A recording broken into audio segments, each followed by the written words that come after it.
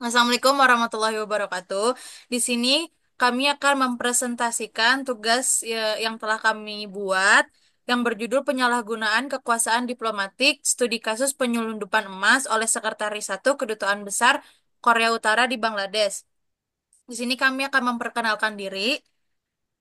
Saya sendiri Namira Humaira Murabi Mbaloh Putri dengan NPM 22 20 30 122 dan rekan-rekan saya.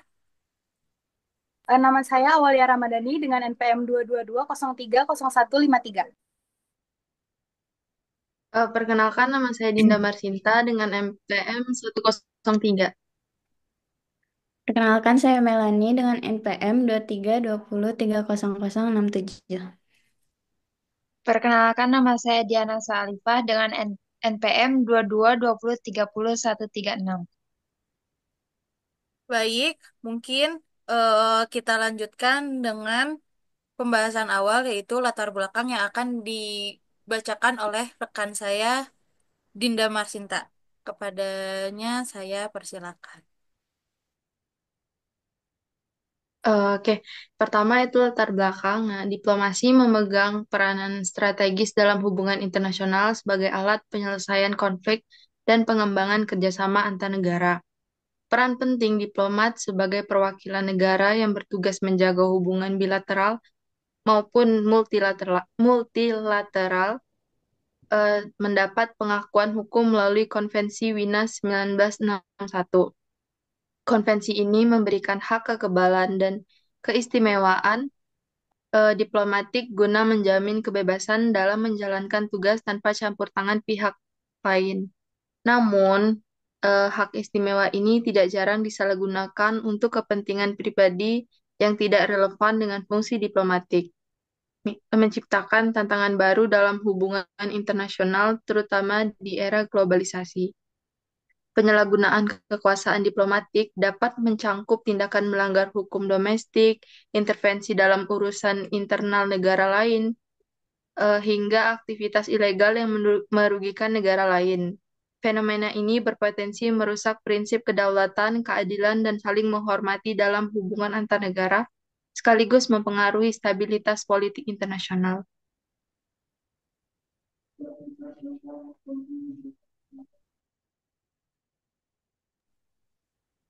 Di sini saya akan menjelaskan kronologinya.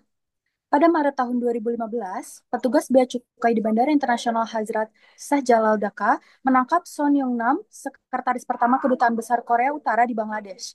Ia berusaha menyelundupkan emas seberat 24 kilogram dengan nilai sekitar 1,4 juta dolar AS atau setara dengan 18,3 miliar.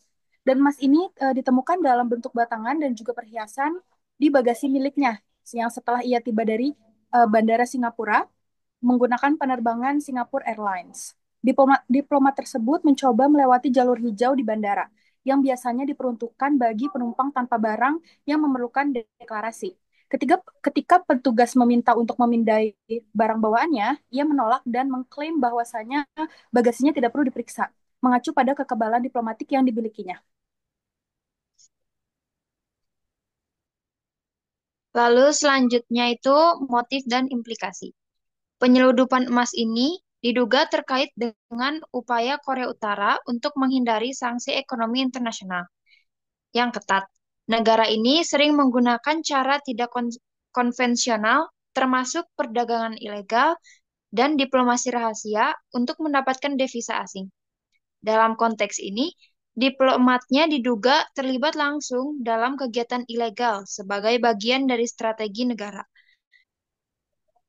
Tanggapan Bangladesh, setelah insiden tersebut, pihak berwenang Bangladesh memutuskan untuk tidak menahan diplomat itu karena ia dilindungi oleh Konvensi Wina tahun 1961 tentang hubungan diplomatik yang memberikan kekebalan kepada pejabat diplomatik dari penuntutan hukum di negara tuan rumah.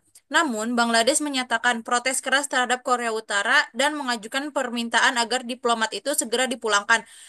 Son Yong-nam kemudian dinyatakan persona non grata dan diusir dari Bangladesh. konsekuensi bagi Korea Utara. Meskipun tidak ada informasi resmi tentang bagaimana Korea Utara menanggapi diplomatnya setelah ia kembali, negara ini dikenal memiliki kebijakan ketat terhadap kegagalan diplomatik. Beberapa laporan menunjukkan bahwa diplomat yang gagal dalam menjalankan tugas atau melibatkan diri dalam skandal seringkali menghadapi sanksi internal, termasuk degradasi jabatan, hukum kerja paksa, atau dalam kasus ekstrim, hukuman fisik.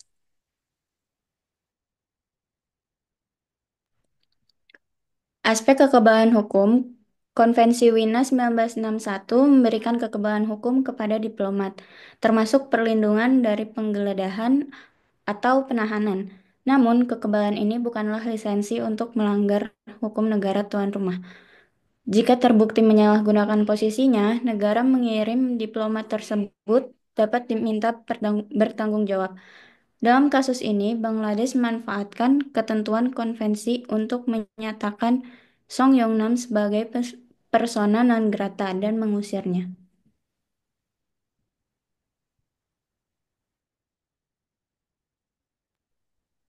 Baik, untuk kesimpulannya, kasus ini menyoroti pentingnya mekanisme pengawasan yang lebih ketat terhadap aktivitas diplomatik dan perlunya evaluasi ulang terhadap pemberian kekebalan diplomatik dalam konteks pelanggaran serius. Meskipun perlindungan diplomat tetap menjadi prinsip fundamental yang tidak dapat diabaikan, keseimbangan harus dicapai agar hukum tetap ditegakkan tanpa merusak tatanan diplomatik. Oleh karena itu, kerjasama internasional diperlukan untuk memastikan bahwa diplomasi tetap menjadi alat perdamaian dan juga kerjasama, bukan sarana untuk tindakan yang merugikan stabilitas global.